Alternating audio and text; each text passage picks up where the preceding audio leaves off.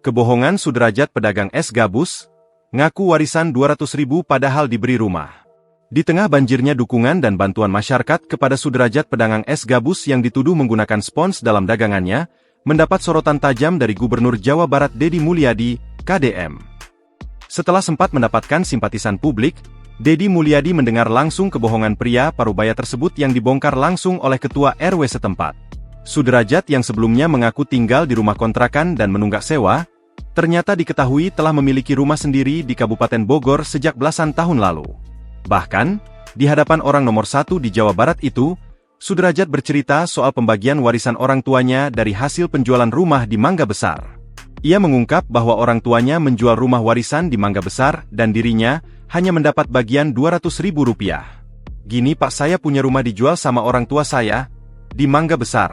40 juta rupiah zaman dulu, tapi saya dikasih Rp200.000, saya dibohongin sama orang tua saya, katanya. Kemudian orang tuanya membeli rumah di Kabupaten Bogor. Rumahnya dijual sama ade, kata Jajat. Lalu Jajat, sapaan akrabnya itu, mengaku tinggal di kontrakan bersama istri dan anak. Ngontrak dekat Citayam, sebulan Rp850.000, katanya. Sudrajat pun tak bisa lagi mengelak setelah Ketua RW setempat membongkar fakta yang bertolak belakang dengan ucapannya. Ketua RW Rawapanjang, Kabupaten Bogor mengungkapkan Sudrajat telah menempati rumah milik sendiri sejak 2007. Sudah 19 tahun di sini, rumah sendiri. Sekarang bahkan dapat bantuan rutilahu, ujar Ketua RW. Mendengar penjelasan itu, Deddy Mulyadi langsung menegur Jajat dan menyayangkan kebohongan yang disampaikan kepadanya. Babeh ngebohong sama saya.